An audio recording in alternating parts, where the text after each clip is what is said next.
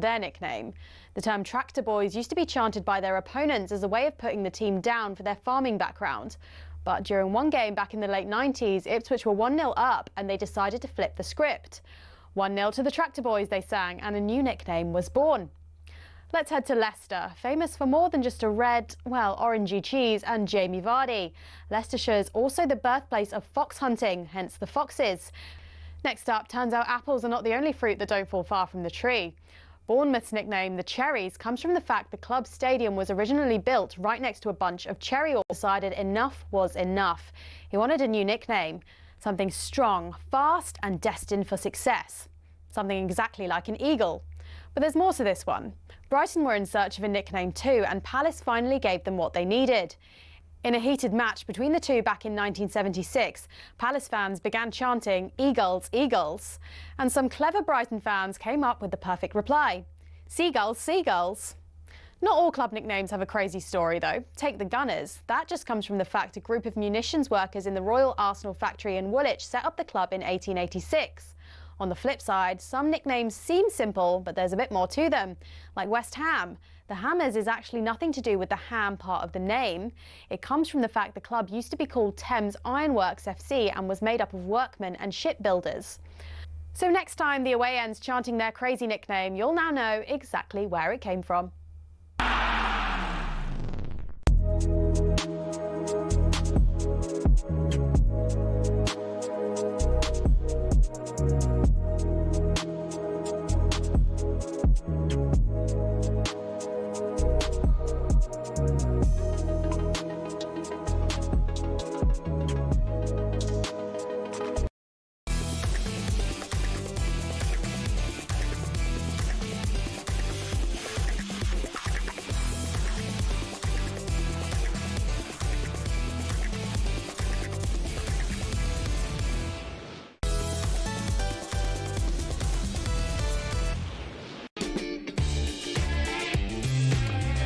A very good morning. It is Monday the 21st of July. It's 5:02 and this is the Early Breakfast with Adrian Flux. Insurance for the individual.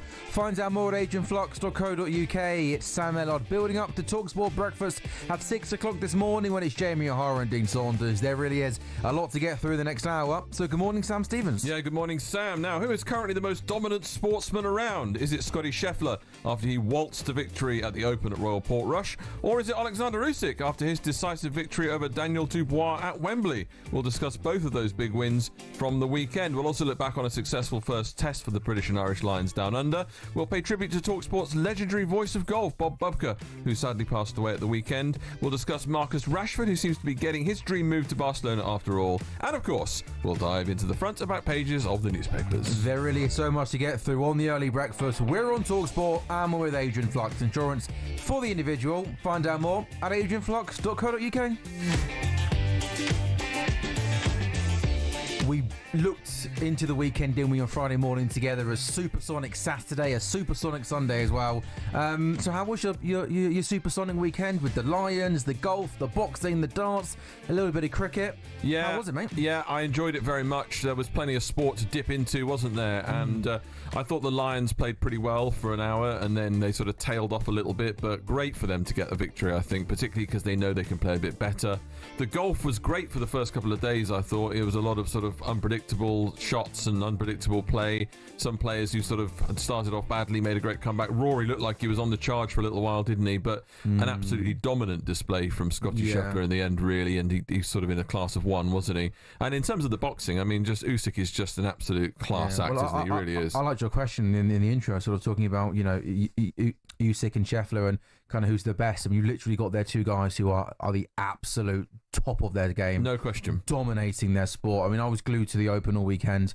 I had to say, Scotty Scheffler is absolutely remarkable. It was a remarkable week, wasn't it? When you think of the press conference he gave in the build-up to the week, that kind of caused lots of headlines. And, you know, some admired his honesty and said that's fair enough. Some almost maybe thought, given where he was at, the number one golfer in the world, he was maybe being a little bit disrespectful to the sport with some of the stuff he said about not wanting to inspire the next generation. But his form is remarkable. 13 PGA title wins since 2022. He's now won 4 majors. He's one away from the Grand Slam. And also, he's just 29 years of age. Yeah, I know. When I learned that on the weekend, I was baffled. I thought he'd have been way older than that. I mean, he's 7 years younger than Rory McIlroy, who only, of course, just completed the Grand Slam. But if you took Scheffler out of this weekend, there was a dozen golfers all within a couple of shots of each other. It could have been an all-time finish, but you just thought, going into that final day, there was Scheffler at the top. You never at any point, even when people putting the pressure on, even when he hit a double bogey midway through his round yesterday, you never thought he wasn't going to win. We know he's a great golfer, that goes without saying, I'm stating the obvious. But what is amazing is just how calm he is. He never looks flustered. He looks like he's a guy just walking around his local shopping stall, buying some food on a Sunday morning with a coffee in one hand. It almost just looks a little bit too easy for him. And, there's been comparisons to Tiger Woods over the past 20, which he's very much silenced. Yeah, without doubt. But if he has the hunger and he wants to go on and do it, 4 majors at 29, dominating the sport, he could do this for years and years to come. And you know what? That's a good question particularly because of his comments before the Open. You do wonder whether or not he will have that motivation to keep going. Does even that long-term sort of absolute kind of legendary status, does it bother him at all? Does he want to become another Tiger Woods? I mean, he talked about it afterwards and said that sort of, Tiger Woods, is a totally different league. He's only won 4 majors compared to 15. He's got a long way to go. He's got a long way to go. But as you say, the ability he's got at 29, he seems so much older than that because of his maturity, because of his calm, because of the fact that he's been around the block 100 times, even though he's only 29. I mean, it is pretty amazing. Yeah. So I think you're right. It's probably down to him as to whether or not he wants to get there or not, isn't it? One thing I think, to be fair, I should say, I was reading today in the papers that after he won yesterday, he did kind of push back a little bit on those comments before and say that maybe he got taken out of context a little bit. It wasn't necessarily about him trying to bring the sport of golf down or play that down. It was more kind of push up his family life and the importance of that as about, trying to say golf isn't important. So who knows, fair enough. But yeah, it was a belter, wasn't it? You mentioned there the Lions tour. That has a weird feel about it, doesn't it? Very weird. It's quite a unique situation where the Lions are going into a series against a team that they're just expected to beat. And I don't know what you thought watching it, but it felt a little bit flat at times, didn't it? Like even the celebrations after. Yeah, it was, and I think maybe that was because the Lions felt they had it in the bag, and perhaps there was a bit of complacency creeping in because they dominated. Really, they overpowered Australia for the first hour, and they looked so comfortable. And actually, you do wonder. I mean, that they obviously lost their first warm-up game against Argentina, didn't they? And you sort of think, I'm not sure Australia are at their level at the moment. The Lions, that's the funny thing. Argentina are ranked higher in the rankings than Australia, which was just remarkable, wasn't it? Yeah, it's incredible. But obviously, Australia, I hope to get a couple of players back. Maybe that'll make a difference in the second test. But it was a fairly comfortable win for the Lions, really. But yeah, good start for them, and that's all they can really do, isn't it? Is beat the team in front of them. Exactly that. Let's just bring you then some back page headlines. Lots around Scotty Scheffler, as you could imagine, but away from Scotty Scheffler, back of the mail, Rashford pay cut. Marcus Rashford's willingness to take a 15% pay cut paved the way for his loan move to Barcelona. The Spanish champions made the Man United outcast their top target this summer.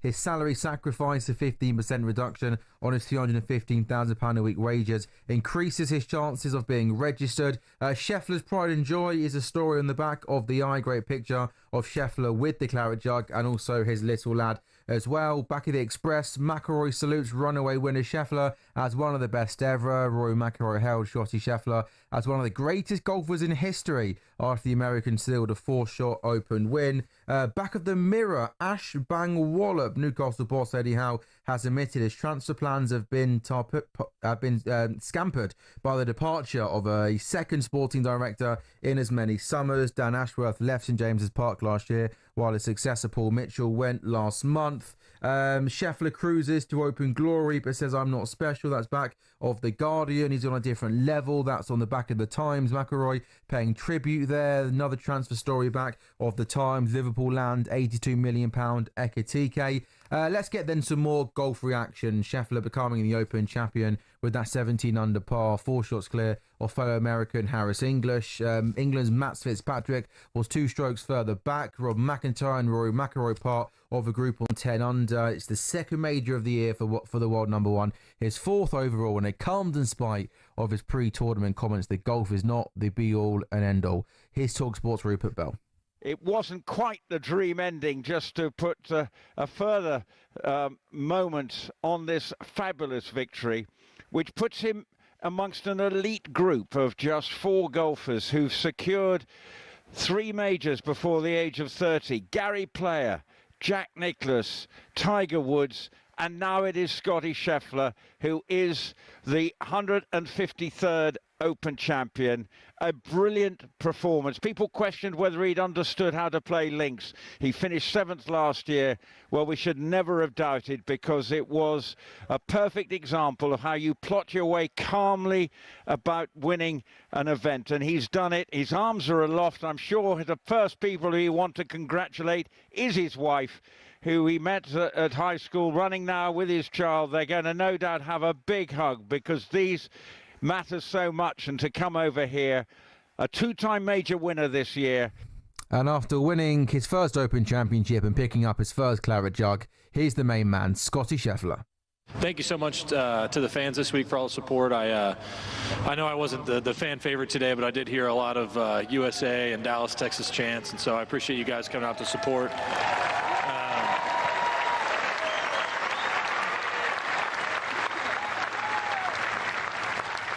Yeah, but overall, it's been a great week. The fan support all week was tremendous. You know, it was a ton of fun to get to play here. I got to play with Shane the first couple of days, and you guys coming out and supporting Shane the way you did was really special, and it was a really fun week to be able to play in front of such a great crowd. To my family, starting with my wife and my son, you know, thank you so much for the support. You know, I couldn't do any of this without you, and I just love you very much, and yeah, I can't wait to get home and celebrate. Yeah, and his fellow players are also in awe of Scheffler and the standards he continues to set. I mean, you think, you know, one of the things Scheffler said before the tournament was kind of, you know, when winning, you have to move on quite quickly. What's the point? I wonder other players yesterday might have been thinking the same thing. What's the point? Scotty Scheffler just didn't seem to make a mistake. Here's Jon Rahm, who finished on 3 under. Very few players have been able to do what he's done, right? He's won 3 majors in 3 years. Won 9 times last season, right? I mean, and he keeps going on. He's doing what everybody wants to do, and what I think I keep reminding myself is he was able to turn things around drastically, right? From not being able to close out early on some of the chances he had to getting it done often. So if he's been able to do it, all of us are able to do it. And I've definitely played really high, and I've had my battles against him head to head, and it's always been really fun. So I'm optimistic that I can get to that level as well. Obviously it's not easy, but I'm optimistic that it can be done. Yeah, some nice quotes as well on the paper. Rory McIlroy hailing Scotty Scheffler as one of the greatest golfers in history, saying none of us can hang with Scotty this week. He's an incredible player. He's been dominant this week. He's been dominant for the past couple of years. He's the bar we're all trying to get to. And Tommy Fleetwood, well, he says already Scotty Scheffler with 4 major wins. He's up there with the best of all time. Well, yes, amazing. I think he's earned the right to be spoke about how people speak about him, and a phenomenal player. And I think having someone like that to keep us looking up to and keep us all chasing, you know, is great. And I think, obviously, if he keeps going the way he is, I think we're all going to look back and talk about him in the same breath as some of the all-time greats, you know, when he was playing in our generation. So, 4 majors in, 3 down to a career Grand Slam, so very impressive. Yep, it's 13 PGA titles since 2022, 4 majors at just the age of 29. He's 1 away from completing the Grand Slam. Now we have some very sad news to bring you from this weekend, as talkSPORT's beloved long-standing voice of golf, Bob Bubka, sadly passed away at the age of 83. The best voice in the business, Bob was truly one of a kind, loved by all of us and, of course, the talkSPORT listener. Here's his good friend and colleague, Rupert Bell, paying tribute to the great man.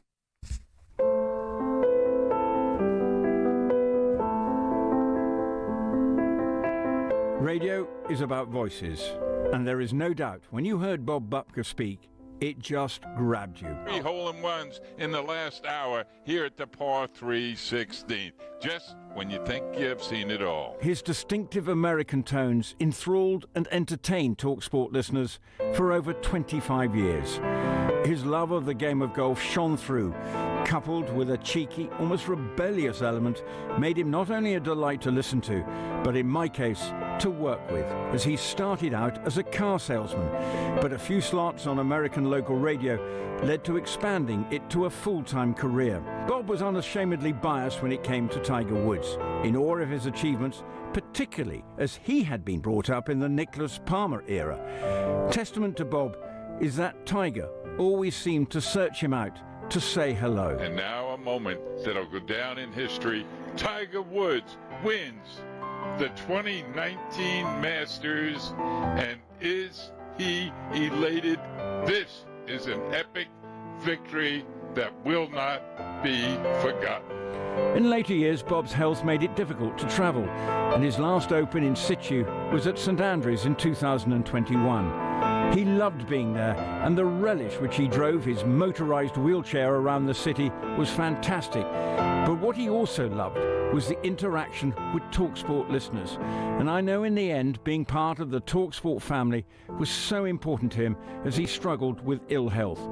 But even when physically frail, that voice never faltered. Covering the majors will never be the same without that extraordinary voice drawing us in to the magnificent sport of golf. Bob, we'll miss you.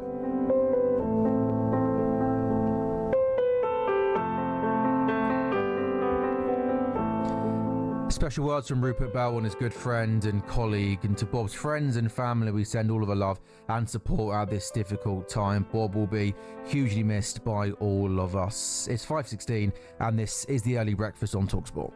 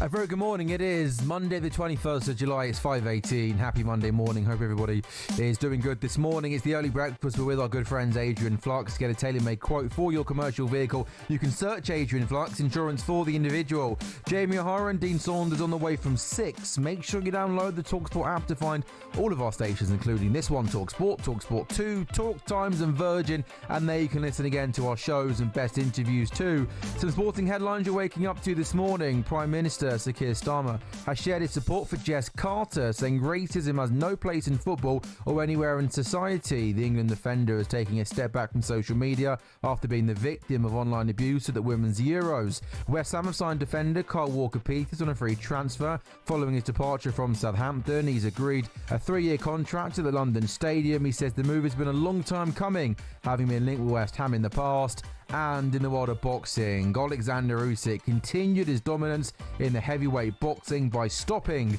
Daniel Dubois in the 5th round at Wembley Stadium to become a 2-time undisputed champion. Ukraine extended his perfect record as a professional with 24 wins under his belt. It was a great night of boxing at Wembley Stadium, and the fight was, of course, live for you right here on talkSPORT. It's a new dawn. talkSPORT, the home of boxing. It's a new day. The biggest prize in sport. It's a new life. Champion versus champion. And I'm feeling good. Let the battle begin. Great left-hand counter from Usyk. The mouth, is that just starting to open here from Dubois? It looks as though it might be. His bottom lip is looking swollen. Great shot from Usyk, left hand again. The crowd respond. Dubois down. Again, he's down once more. And I think it's going to be all over this time. Dubois is at the count of 8, 9, and the fight is over. Perfection, the greatest fighter of our generation, has to be.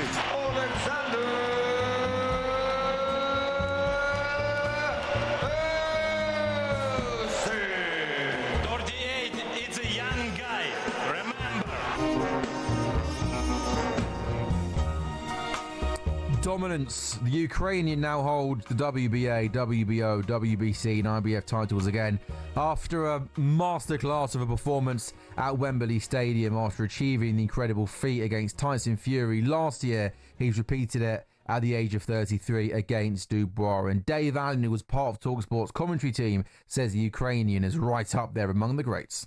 I think he's one of the best fighters of all time. You know, not just this generation, not just as a heavyweight, of all time. He's up there with Ray Robinson, Ray Leonard, all of them. And like I say, as a man, he's a great man as well. I know him personally from sparring experience. He's a really, really good man.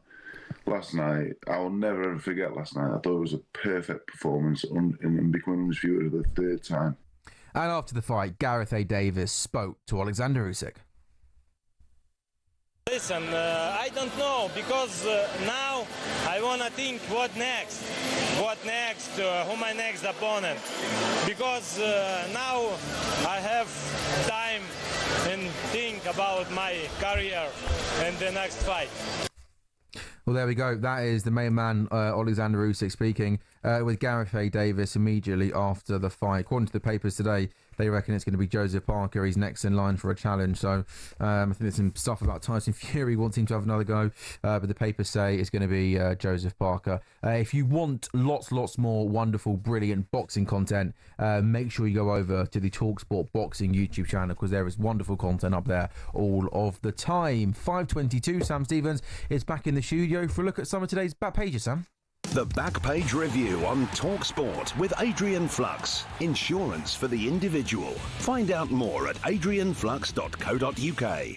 Yeah, just want to start, Sam, by sending our thoughts to Paul Gascoigne, who is believed to be rushed to hospital last night. Friends were last night rallying around footy hero Paul Gascoigne after he was rushed to hospital. The Spurs England great was found semi-conscious by a pal on Friday evening in the bedroom of his home at Poole. He's 58, was admitted to intensive care, but has now been moved to an acute medical unit where his condition was last night described as stable. Front page of the Sun this morning.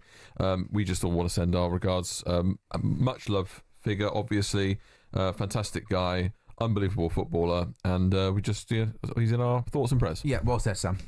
Now let's move on to the back page of the papers. Loads of pictures of Scotty Scheffler, of course, after his terrific victory, hoisting aloft the claret jug and looking. Certainly loving at it. For somebody who says that he doesn't think golf is the be-all and end-all, he certainly seems keen on winning trophies. Yeah, I was going to say, well, I wonder what all of his other fellow golfers think when they hear him say he's not. Do you reckon one of them might have said to him, go away then? Yeah. Just exactly. stop. You've won enough. You've probably won more than enough money. If it's really not the be-all and end-all, please go away. Because, you're probably going to win a lot of these majors in the years to come. Yeah, no, exactly that. Liverpool land £82 million Ekitike. Back page of the Times this morning. Other papers as well carrying this story. Liverpool on the verge of signing the Eintracht Frankfurt striker Hugo Ekitike. 82.3 million. The club take their summer spending above 260 million. The Premier League champions will pay about 78 million plus 4.3 million in add-ons for the France under-21 striker, who will join on a 6-year deal. He will not join the Liverpool squad that was scheduled to travel to Hong Kong last night for the start of their 10-day pre-season tour to Asia, but could join the trip at a later date. Now, obviously, had a fantastic season last season, 22 goals, 12 assists.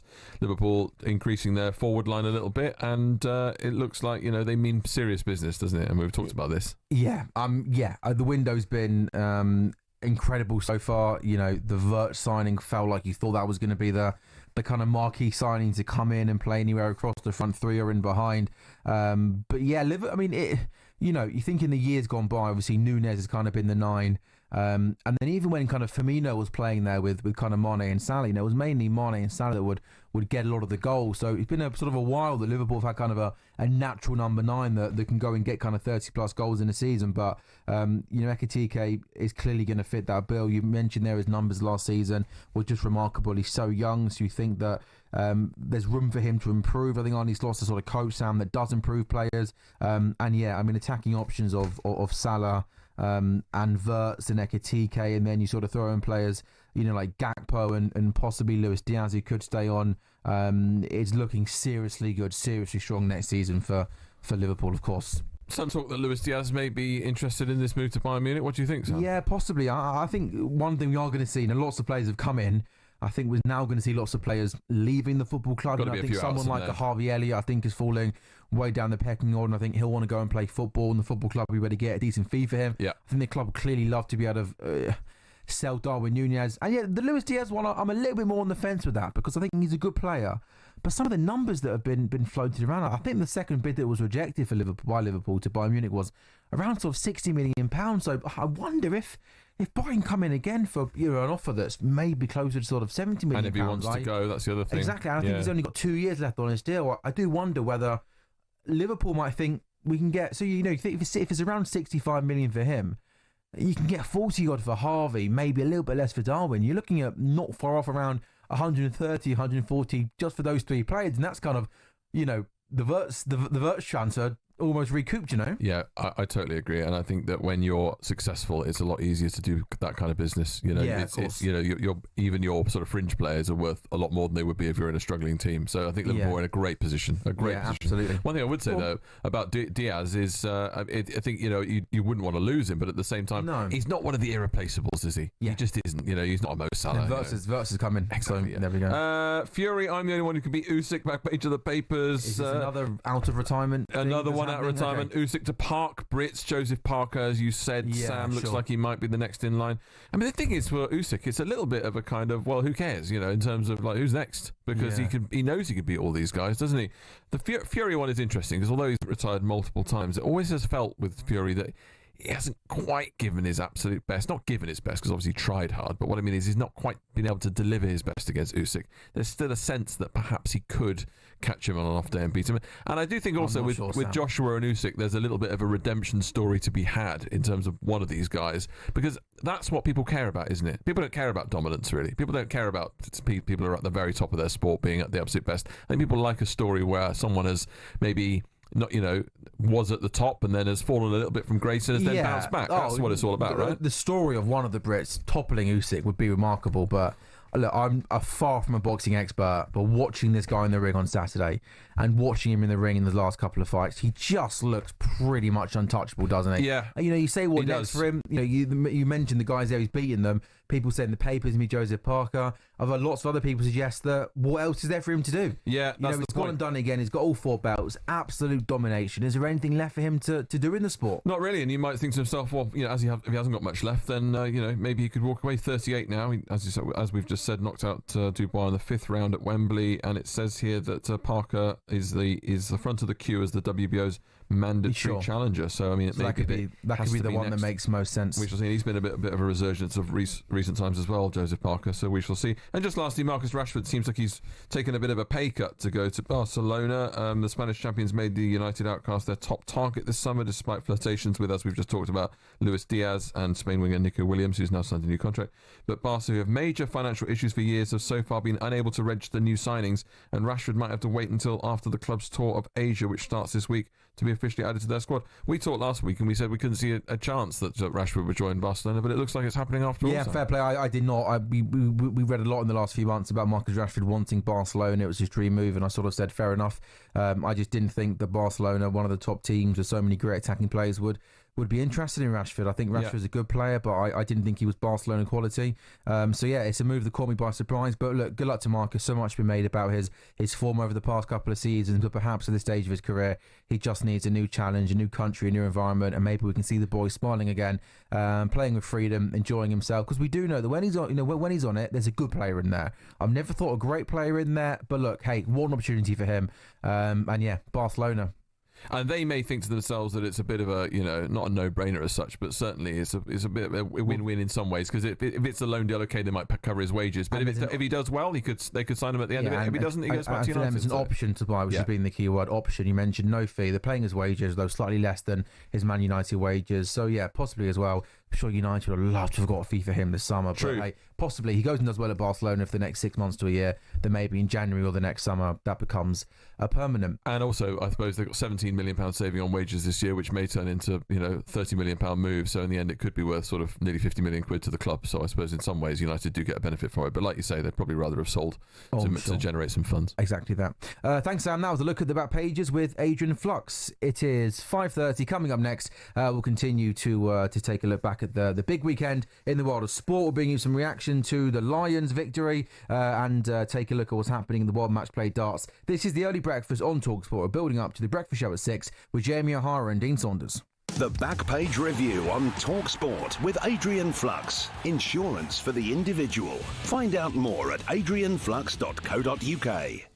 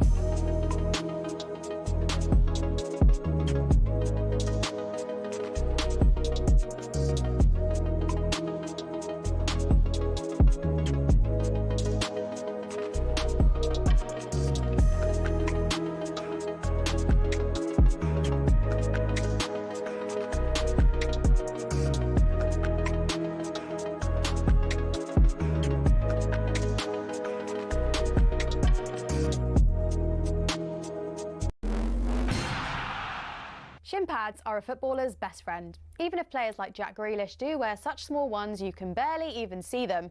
But what's the story with shin pads, and are there actually any rules on how big they should be? It all started with cricket, actually. Cricketers had been wearing shin pads since the 1700s. It was thanks to this guy that shin protection made its way over to football. Meet Samuel Widdowson. He was a cricketer and a footballer. He played for Nottingham Forest back in the late 1800s, and he wanted a way to protect his legs from nasty tackles. Naturally, his mind drifted to his other favourite sport, where players had been wearing these pads for a century. Story goes, Widdowson cut up his cricket pads and popped them on before taking to the footy pitch. His Nottingham Forest team then began wearing them from 1887, and the first known use of them in a match was in 1894, in a match between Newcastle and the then Woolwich Arsenal. Eventually, FIFA clocked on that this kind of protection was pretty important for footballers. And so, in 1990, basically 100 years after Widdowson first put them on, shin pads were made compulsory. It became part of Law 4 of IFAB. That's the body responsible for setting the laws of the game internationally. But the law doesn't actually specify anything about measurements of shin pads. It just says they must be made of a suitable material and be of an appropriate size to provide reasonable protection. It's really vague, even though there have been calls for it to be changed. But for now, that's why Grealish and co can still get away with these ones, which are no bigger than a credit card and which seem to offer little to no protection whatsoever.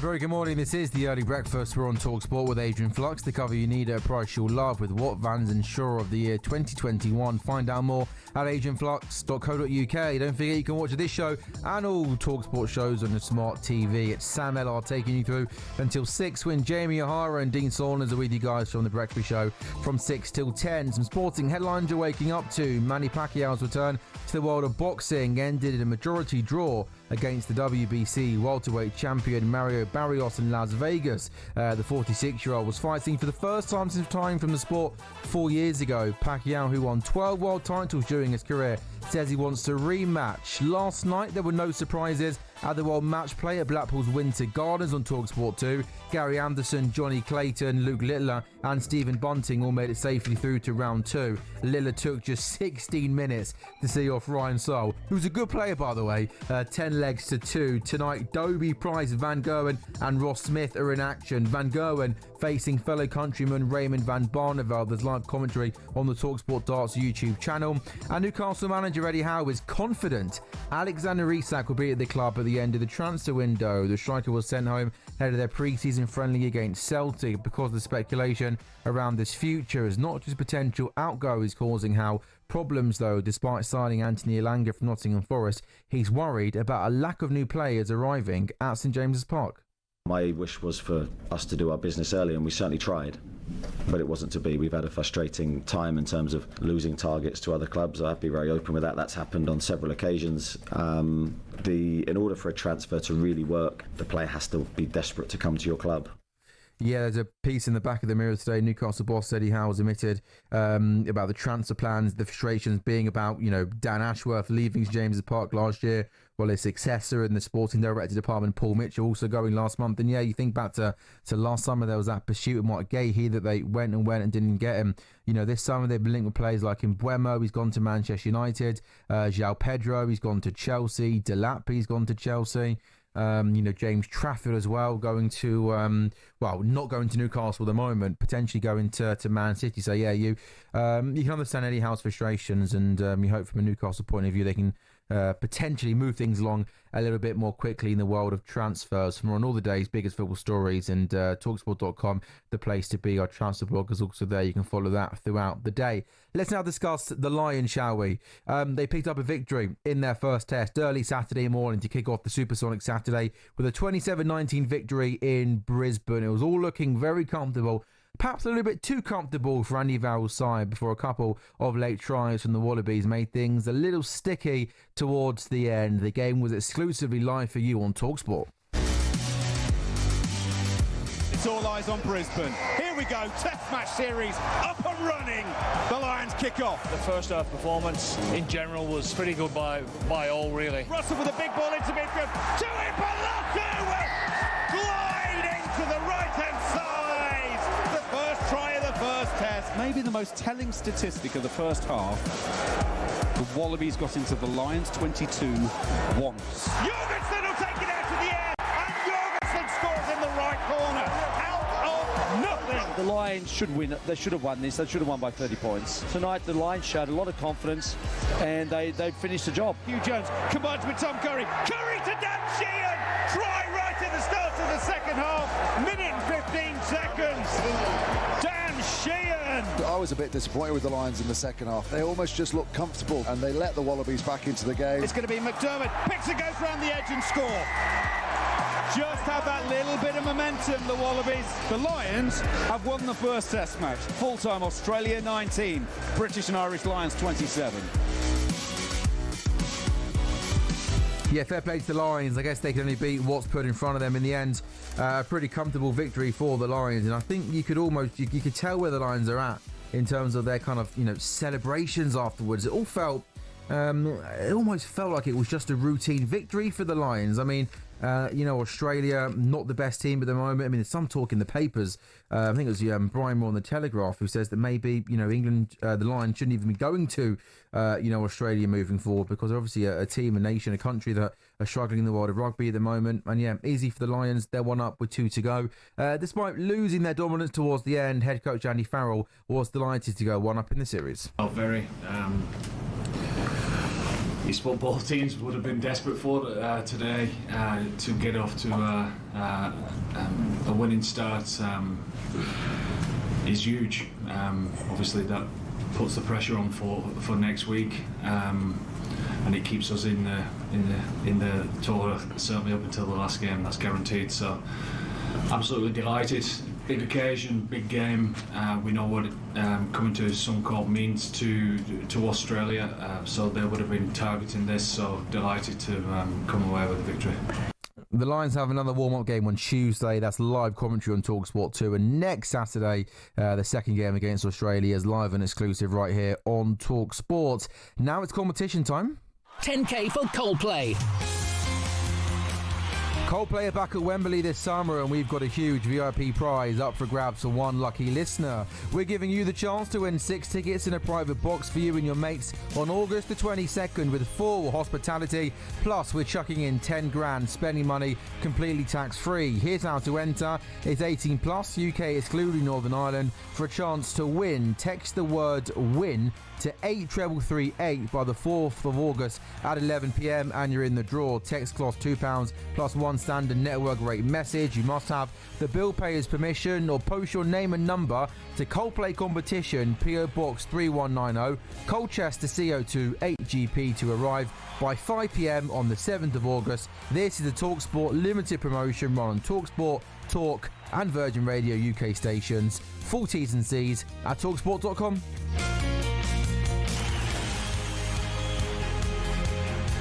Now at 5:42, time for the front page stories. It's a front page throwdown. Oh, what a move! The front page is first on the early sports breakfast. talkSPORT. And Sam Stevens is back in the studio. Yes, I'm here, and I can give you this morning. Not cleaning up spills and leaving piles of dirty dishes in the sink are our top kitchen bugbears. Having food on a constant boil so it spits and forcing rubbish into an overflowing bin are also among our irritations. Sam, now I assume you don't spend much time in the kitchen because you're a careful talkSPORT presenter. But if you were to go into the kitchen ever, venture in there, what sort of things really wind you up? So firstly, the spills and dirty dishes, that's me. I mean, it's ridiculous how many bowls and plates end up in a sink before I decide to put it away. No dishwashers, just in your house? I have got a dishwasher. So you can't even bother to put it in the dishwasher? Yeah, it's bad, isn't Brilliant. it? It's just you finish food, put it in the sink, and then just leave it there until it piles up and up and up. And then once a week I'll decide to put everything in the dishwasher and then follow the same pattern. Weirdly though, when it comes to bins, I have a thing about that. Like, I will never let my bin overflow. I think so. I've got a real fear of rats and stuff like that. And I just worry that if my bin was to get too full, I'm sure I wouldn't be infested with rats. But that's something where I'm just overflowing bins, the smell of it. Like, if I put loads of plates in my sink, it will look bad, but it won't smell. Yeah. Whereas bins and stuff, I don't want my flat to stink. The issue with bins is that if they particularly overflow, then the smell can linger for a while, can't it? And that's not good. That's not a good thing, is it? What about you in your casa with the other half? Who kind of does the washing and cleaning, or is it split? No, I do the bins. That Sophia will do the washing up. We don't have a dishwasher because there's not enough space in our flat for a dishwasher. But we take it in turns for those kind of things. She thinks I'm notorious for leaving stuff lying around in the sink. Yeah, she says stop leaving your stuff lying, especially bowls, plates, that sort of stuff. Terrible, absolute disgrace. I'm surprised at that. I would have thought you'd be quite on it. Why is that? Because you're quite a well put together guy. Am I? Yeah. Not at washing up, I'm not. No, clearly I can't not. stand it. I'm disappointed, Sam. Now, one here says is number 5, leaving the fridge door open. Oh no, how who does one do that? How do you even manage to do that without realising, it's a bit chilly? No, and also I close the fridge door and then I push it for like 3 seconds. Just to make sure it's closed. Just to ensure. You don't want your food going, I don't know. I tell you what I do though, and I bet I'm not the only bloke who can relate to this.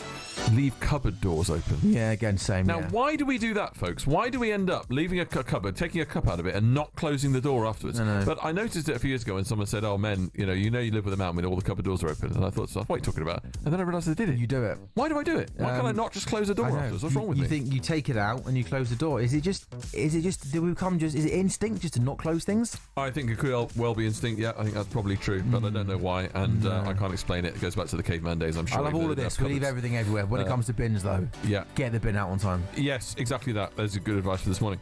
Now, have you seen David Beckham's new haircut? No. He's had an absolute stinker. Which one's he gone for this time? No, it wasn't his fault. He said he's left with a bald patch after attempting to shear his head with a pair of clippers, but he came a cropper after the hair trimmer fell off during the shave. Let's have a little look at David's. Oh, wow, that is, that's different, good, isn't it? Not good at all. Okay, that is, there we go, right on for the YouTube or smart TVs. But you know what, though? He's the sort of guy where he'll still be able to pull it off and look cool, won't he? Well, this is it. Do you think this will now become a trend? Can you imagine? Have you seen that advert on TV?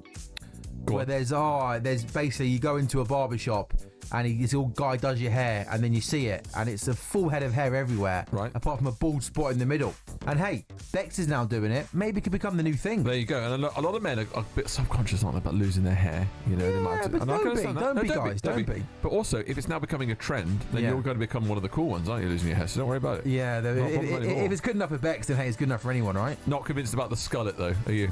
The skullet. Skullet, yeah. Skullet's not a good look. The skullet. What's the skullet? It's when you're bald on top, but you've got a mullet at the back. Oh, right. I think you're sort of I've never seen that before. No, you're overcompensating for something that you haven't. You're lacking a bit. You know what I mean? Just because you're growing it out the back. Oh no, it's not a good look. I've just googled it. Yeah, no, that's horrifying images this morning at 5:46. I have to say, each their own. But that is. Would you do that, Sam? No. If you lost your hair, would you grow it out the back? There are some rogue haircuts out there nowadays. Yeah. I would say this scarlet, which is, as you rightly say, completely bald on top, but loads of hair from the back down.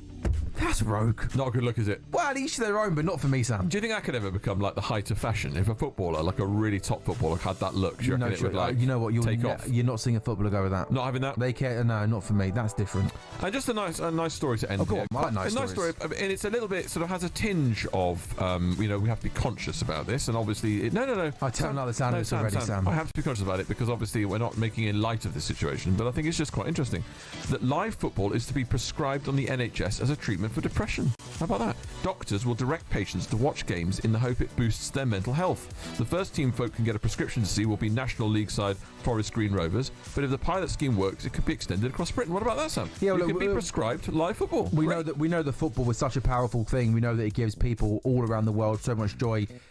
People work hard, don't they, during the week, and then that 90 minutes of football and the weekend or a midweek game is that kind of release, isn't it? So, look, football's brilliant. Football's powerful. And it can be. It's a great thing for people, isn't it? It's excitement. It's energy, and it's something to look forward to, right? Absolutely, and I think that's a really interesting step, isn't it? Because obviously that's a big problem in this country, and mental health problems, and anything that can be done to try and help people out has got to be a good thing. Sam Stevens, beautifully put, well said. 5:48, early sports breakfast. We're building up the talkSPORT breakfast at 6 when it's Jamie O'Hara and Dean Saunders.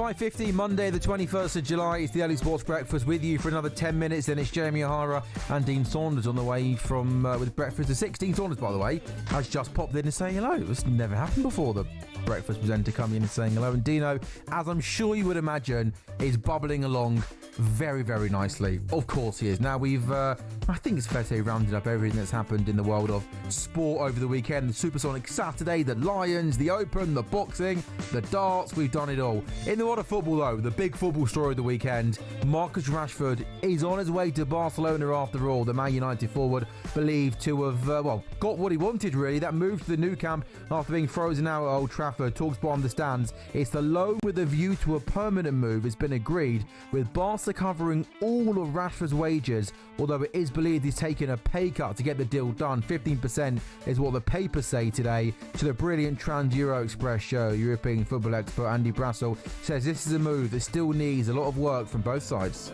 Rashford, on one hand, doesn't have an enormous amount of options, partly because of his salary, partly because of a disappointing last couple of years, even if he did show bits of his old self at Aston Villa, it's fair to say. So, look, both sides needed this to happen quite badly, which I think is great news for Marcus Rashford. Yeah. It's great news for England, and if it all works, it's good news for Barcelona as well. And here's fellow European football expert Lars Sivertsen, who says this could be the chance for Rashford to really rebuild his career. You can imagine Lamine Yamal putting crosses in from the right hand side, and Rashford arriving at the back stick. Like, he's got the physicality for that. There are ways this could work. So I do think if it comes off, this could be this is a clean slate for him and a possibility for him to sort of start rebuilding his career a little bit. Meanwhile, speaking on the Sunday session yesterday on talkSPORT, the former Arsenal winger Perry Groves says this could be Rashford's last chance of success. So at 27 years of age, he doesn't be looking back on his career and having what ifs. Of course. And what if, because at 27, you're at the peak of your powers. We talked about, maturing as a striker. Yeah, and you're talking about maturing physically, right? And obviously the experience that you have. So he has a chance. This is at the elite level. This is the last chance saloon. Not saloon and salon as you're going to get your haircut, but last chance saloon, because I think that playing for Barcelona, that could suit him in La Liga, because in 80 or 90% of the games Barcelona play, he hasn't got work hard off the ball. There's no doubt there's a talented player in there. You just hope that, a new, I said at the top of the show, a new country, a new league, a new culture, a new environment can maybe be what he needs. A fresh start to go and enjoy his football, play with a smile on his face. He's not going to go in there and be first choice striker, is he? But we know that Marcus Rashford on his day can be a very good player, and I'm sure, his versatility will be important for Barcelona. But all being well, he goes, he gets, he plays football, enjoys himself, and perhaps this time next year, if it's a permanent, Manchester United can get some money for him. Let's go to a caller, Ollie, who called the final word. This is a Manchester United fan, not a happy Man United fan, saying that Rashford simply hasn't justified this move. I mean, as I've said, good luck to the guy, and but ultimately his job is Manchester United. He's meant to be a Manchester United fan. He's meant to love the club. But what's he showing us fans, even the younger fans? If you misbehave, you still get rewarded. And all that is not good enough. That's not good enough for him or the club or anybody else.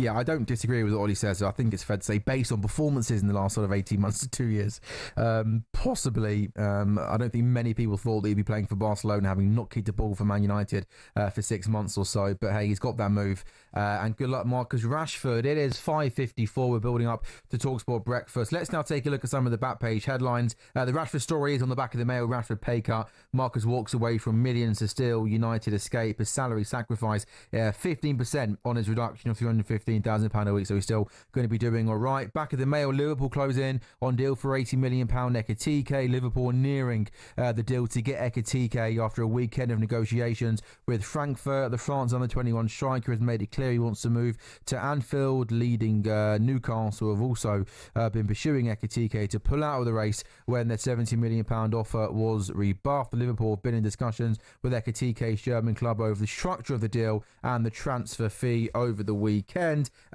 Chef's kiss, back of the Mirror after Scotty's superb final round. Rory labels him an all-time great. He's just 29, already a 4-time major winner one away from the Grand Slam. Back at the Times, he's on a different level. McIlroy pays tribute to Scheffler as world number 1 wins the Open with ease to claim that 4th major title. Nice headline on the back of the Telegraph. Child's play for Scotty. A great picture. Scotty's got the claret jug in one hand and his little lad in the other hand. Online poison. England won't take the knee after Carter suffers racist abuse. England have condemned the online poison or racist abuse directed at the defender Jess Carter during the European Championships in Switzerland, and said they will stop taking a knee before matches because football needs to find another way to tackle racism. McIlroy salutes runaway winner Scheffler as one of the best ever. That's on the back of the Express. Those are just some of the back page headlines for you this morning. As Sam Stevens mentioned also in the